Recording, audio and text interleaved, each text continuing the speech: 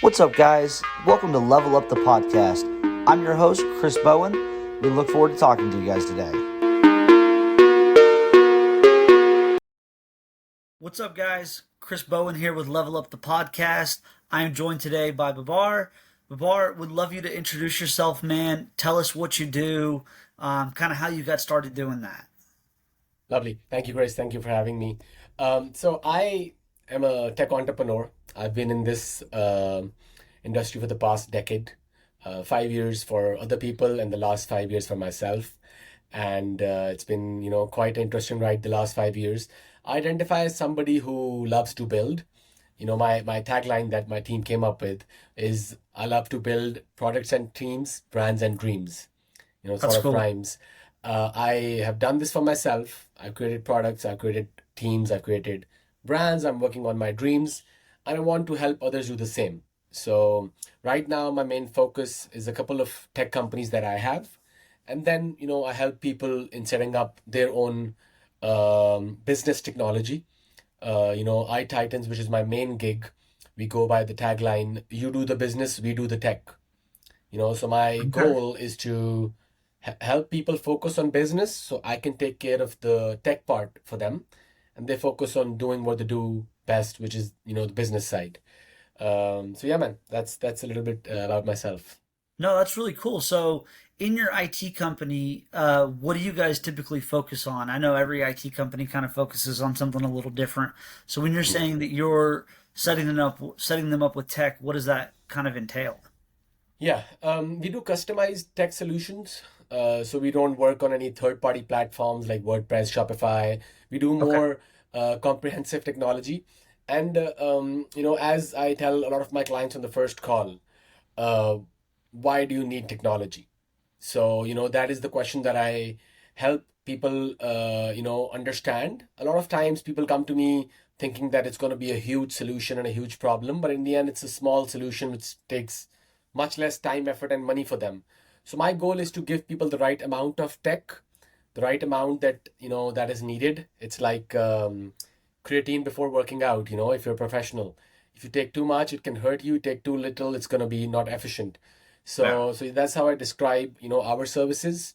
Our main focus is mobile apps and web portals.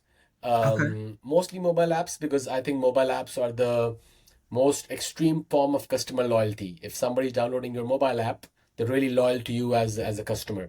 So we focus on that mostly. Okay. Very cool, man. And then, so you're from Pakistan originally. What brought you over to the U.S.? It's a funny story, man. I I didn't want it to come. I didn't want it to come because I was a patriotic Pakistani living in my homeland and not huge dreams and just doing what I do. I used to play cricket growing up. Okay. It's a British sport and now it's becoming Yeah. popular in the US also. I grew up playing cricket. After I graduated from college, I did a corporate job which was well paying, and then suddenly I had the urge to play cricket again. So when I started playing cricket again, I had a promise to my mom that okay, I'll play cricket for a year, but then I'll do my masters after that. So to fulfill that promise is what brought me to the US. Also, luckily in that time, my family had we got the immigration visa. My dad had applied it like I don't know 2 decades ago or something. So my family got that immigrant visa. So the timing matched out. So I came as an immigrant to the States and did my masters from Florida. Okay. So yeah, it was just And you luck, I think. decided to stay, apparently. Yeah, man. The US is a land of opportunities. There's so much opportunity for everybody over here. So yeah, my eyes opened about the tech field, the business technology involved over here, how much people know and how much more they need to do and know. So, Yeah. that's what, honestly made me stay. And of course, your efforts are much more rewarded in this part of the world compared to, a developing place like Pakistan. No, I totally get that. I mean, I do think that the U.S. is the land of opportunity in a lot of ways. Anybody can be an entrepreneur here, in my opinion. It just takes a little bit of effort and stumbling upon the right idea, and anybody can make it happen any day. Yep, very true. So, one of the things that you kind of talked about in your bio is that you like to travel. So why don't you tell us a little bit about that experiences and how that's kind of, shaped you as a person and shaped you as a business owner? Yeah, yeah, it's very funny. I was at a lunch right now with a friend, and I was telling her when I was 16, I randomly stumbled upon a palmist, people who read palms and try to tell the future. So he told me that, Okay. hey, for the first 20 something years of your life, you will never sit in a plane or travel, and then after that you'll always be on a plane and traveling. So I just ignored that. I was very young. I was a random ass palmist, and from there, it sort of turned out to be true. For the first 23 years of my life, I never got a chance to travel. And after that, I've been everywhere. I've been to, I don't know, more than 20 countries. I've Wow. traveled, for work. I traveled for fun. I traveled with family, without family, by myself, all sorts. And I think it's just been good luck because I've learned a lot. It's given me so much exposure, so much learning, so many connections. Yeah. And it's made me realize that, a lot of the problems that we face as humans are very common everywhere. Yeah. Any part of the world, personal, professional. That's my biggest learning, I think.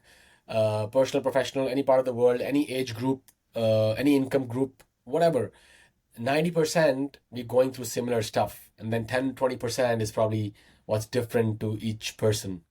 Yeah, I definitely agree with that. As somebody who didn't grow up traveling a lot, I'm kind of very similar in that regard of I didn't even see the ocean until my honeymoon when I was 22. That was the first time I'd been to the ocean was when I got married. And so, we try to travel as much as we possibly can. We've been out of the country a few times. I wish a lot more than we have been, but easier said than done sometimes, especially Yeah. now that we've got kids. But I would absolutely agree with you, man. I mean, the connections that you can make, and really just to see that everybody has the same struggles. Like you said, we're all kind of going through the same things as humans. Whether you're from Dallas, Texas, or Pakistan, 10 to 20% may be different, but that 80% is probably the same daily struggles that everybody's going through. Yeah, and also it makes you realize, makes you grateful for what God has given you, and what problems people have, honestly, just because they're born in the wrong place. Yeah, They're very smart, very motivated, very hungry, but they don't have the opportunities that sometimes we have, for example. yeah. So that's a big blessing. That also your eyes open up, when you see stuff like that. Yeah, absolutely. So tell us about your IT company a little bit. How did this kind of come about? How did it get founded? Yeah. And what kind of is your background that was able to Yeah. lead you into starting this business? Lovely. So I don't come from a tech background. I'm not a, developer, coder, computer science, IT student by education. I started business. I did my bachelor's in accounting and finance. Absolutely hated it because it was so dry. So I did not end up going in that field. I went in a sales field for my first job, and I Okay. really liked that. I liked selling. I liked the relationship part of it. That the small interesting things that come along every day in a sales job is what I liked. And from there, I moved to the US. I worked again a sales job. I was selling high ticket items at that time, and from And for there, the I audience, what do you define as a high ticket item? I was selling pharmacy franchises. Okay. So I was targeting high net worth individuals or companies who were looking to expand their pharmacy operations, and I was very successful at it. Before that, my first job was selling cigarettes. So Okay. I came from selling cigarettes to selling pharmacies. So it was A a little bit of an very, oxymoron there, but all right. I mean, yeah. if you can sell, you can sell. All right. Yeah, yeah. So very, very diverse experience, and it was very a lot of learning. And again, from there I realized the power of sales, the power of selling, the power of relationships. Um, when I graduated from my master's in Florida in 2018, I just wanted to do something. I wanted to, do something of my own. I knew I couldn't work for somebody else. So from there, I took a risk and started my first company, which was a tech company, tech platform connecting influencers and brands. Okay. It's called Influencer Hub. I had access to cheap resources in Pakistan who could build me good, technology. So I just made use of them and built out. And the company didn't kick off as such. I spent about 2.5 years trying to build it. Very tough times, but it didn't kick off. There were a lot of problems.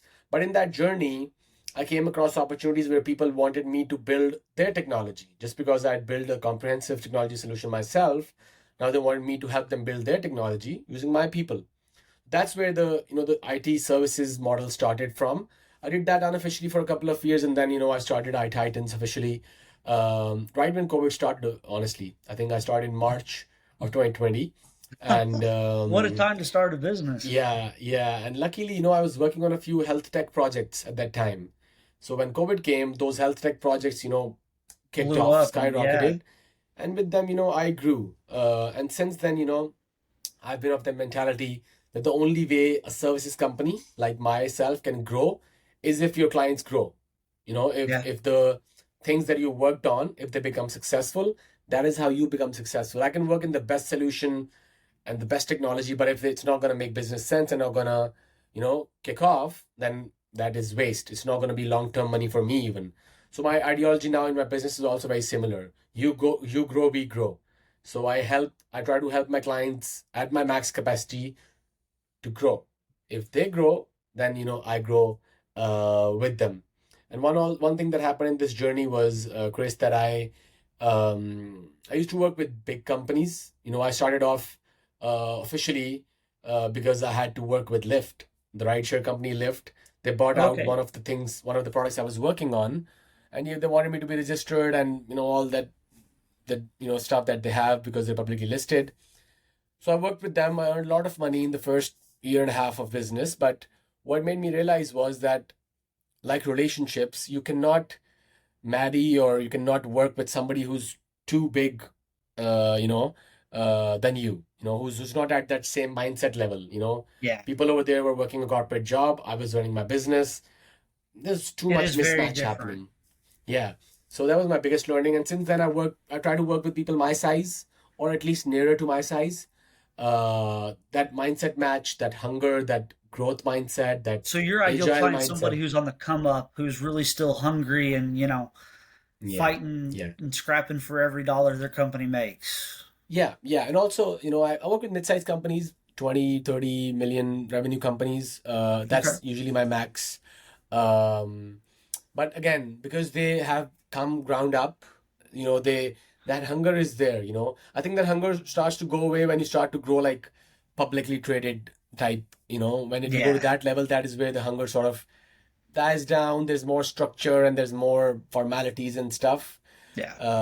But yeah, I think I found the sweet spot now, which is people who are hungry. I don't care if they're starting off or they're mid level, but no more than mid level. But I want that mindset to match. Yeah. So what's your typical projects kind of build outs? What do they look like? I mean, you said it's custom for everybody, but give us an example of a couple that you've kind of done. You don't have to name the companies or anything, but just Yeah. kind of walk us through what some of those projects are. Yeah, for sure. My industry by chance was health tech. As I Okay. mentioned when I started, um, a lot of health tech work. Telehealth apps and prescription delivery applications like the one with Lyft and um, you know internal business health tech management, employee health tracking and contact tracing and all the fun stuff that COVID threw us into. And then from there, when it sort of calmed down, I worked on multiple other industries. I worked a lot on fintech. I worked on banking solutions and crypto solutions and wallets and some good, interesting fintech projects. I worked on MarTech solutions, which is marketing technology, anything Yeah. which helps you market your business, like influencer management is one of them. I worked on e-commerce solutions. Of course, that's a very common one. And I've worked on, I think one interesting one has been logistical tech. So, supply chain technologies, warehouse management and trucking solutions, fleet management, driver delivery applications. I've done dating apps. I've done, So there's, you've done a there's been, little bit there's of been everything. Yeah, it's been a bit of everything. And again, I started by chance, and I don't care what industry people belong to, unless it's something that my morals don't agree with. I got an opportunity to work for, I can't name them, but a few big platforms that do adult content, for example, and they want me to build out their technology because what I had built in the past was very similar. The influencer management was very similar to what they do. They're very famous now, but of course, my morals didn't match, so I didn't do that. So I don't care about what industry you're in, if it's legal and within my morals, and I care about what type of people I work with. You know, Yeah, I totally get that. yeah, Yeah, I mean, you want to work with people who that are, passionate about what they do, that are morally sound individuals. So I get that. I definitely do. So let's yeah, dive into it a little bit more. And I'm doing this for personal reasons because I, kind of want to start an e-com brand. I'd love to hear about kind of that side of things and what you kind of did on that side of your business. yeah. So ecom, when you say ecom means e-commerce, which is selling online, right? And people have multiple. The e-com solution can be as small as a WordPress website, which costs very, very less, a couple of $1,000, and can be as big as a intense e-com marketplace platform, which can cost, I don't know, upwards of 500,000 even, depending on That's how wild. comprehensive you want it to be. And this is me talking about enterprise level solutions. Individuals don't really need such a comprehensive solution, but depending, again, I go lowest hanging fruit first. Depending on what is needed, I have a good layer of, we call them the middle layer, the bridge, project managers, product owners who try to understand what you need. And then we propose a solution. If you come to me, hey, I need an e-com, I will talk to you. My people will talk to you, and they'll understand, okay, what do you want to sell? Who do you want to sell it to? What's the age group? They'll ask you questions which sometimes you've not even thought yourself when starting a business. So, you really go deep into business refinement, requirement gathering, and then we give you a proposal. So all of this is free of cost. Of course, I don't charge you a dime till I start the coding Yeah. part technically. So all of this is sunk cost on my end. And I've had people ask me, why don't you charge for this? And you waste so much time if the client doesn't come, because half of the clients come, half of them don't come, Yeah. especially since I've been charging. I've increased my pricing this year, so a lot of people just can't afford at that time, so they back off, and then it's all 5 to 10, 15 hours of time wasted for us. But I know it's an investment. The other half that comes and that work with us are the right kind of people that I want to work with. So in the e-com field, as I said, we can go as small as a WordPress website. If you're starting off and you're not really sure, and there's financial crunch and all those kickoff problems, I recommend going simple third party WordPress, Shopify.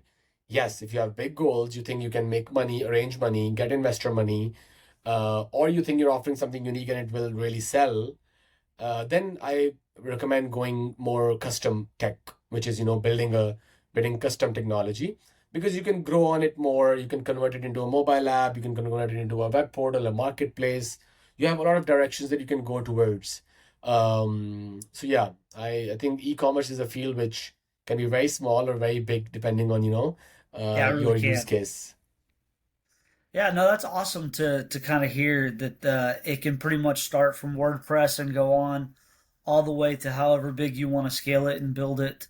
Um, that's really cool. I like that a Yeah, lot. yeah, yeah. Thank you. So, how long did your previous business kind of last? Where you said about 2 years. Were you able to find success really at all within that business, So I or think I think it was my first proper, big boy business. So I put a lot of effort into it, man. This was the time that I had left my job, so I had no money. I was hustling. I was doing whatever I could. I was driving 12 hours of Uber. I was coaching kids for cricket. I was doing whatever I could to make money. And God didn't just reward me financially in that business. I learned a lot. I made a lot of connections. I saw opportunities through that business, which I wouldn't have seen or else. But financially, it didn't kick off. Um, about a couple of years ago, three and a half years into that business, I sort of uh, partnered up with somebody else, and I gave them the solution. So now I still get recurring revenue from it, but it's a very small number. Hey, that's okay. Um, That's something. yeah, yeah. But again, and I say all these things in a very grateful and positive manner. God really rewarded me in other ways. My next business, I put in half the effort, honestly, and God just gave me back. And I believe that it's all that Yeah. effort, just God giving me back in different ways. So yeah, I'm very grateful that it happened, and I sort of failed, because I think that failure taught me a lot more than that success would have taught me at that time. Yeah, no, that's awesome. I love to hear that. And I love to hear that the business is still around. It didn't just, fold and go under. I love that you were able to kind of work with somebody to take it over and that you still receive that small um, monetary gain from it Yeah, occasionally. yeah. That's, it sucks that you weren't able to take it to where you wanted it, but it's awesome that it's still able to be around and that you've been able to find success in your current business Yeah. and in that role. Yeah, the initial businesses, whatever you do, especially if you start young, sometimes you're very emotionally driven. So I was very Yes. emotionally attached to that Yes. product, and that's why I held on for so long. One of my key learnings was that, not to get emotionally attached. You're attached. Being attached is okay, but emotionally attached, or you know, Yes. um, bringing in a lot of emotions is not healthy. In the end, it's just It's not business, smart right? business. Yeah, yeah, yeah. It doesn't. Do you make smart decisions as a founder if you become emotionally attached? So yeah, it taught me a lot. It taught me a lot about things that if it succeeded, it would not never have taught me those things. But that failure sort of helped me realize and understand things much better. For sure. Well, man, I really appreciate you having you on today. It's been fantastic talking to you. If people are interested in reaching out to you, what's the best way for them to do that? I've been recently using Facebook very efficiently. I've realized people use Facebook like how LinkedIn is meant to be used, but Yes. that's a positive, right? That's a positive that has got come out of Facebook. So I think Facebook is a very good way. I can also drop my number if you want to add that. Yeah, I'm open absolutely. to chatting, and then of course we have our website where our team handles the queries that come in. I usually stay very involved and very interested in the first few conversations with new people because that's what gives me the thrill, the new experiences, the new ideas, the new discussions of building stuff. So yeah, if anybody's interested, I'd love to talk. Again, no commitment, just two people talking about technology and how technology can help others. One misconception, Chris, that I've seen: people get scared. Smart people get scared when it comes to technology. They They think do. technology is an expense. It's long term. It's a sunk cost. It's scary. But in the end, I tell all my people that if you can't use it as a leverage tool, if you can't use it as a return on investment tool, ROI tool, then there's no need.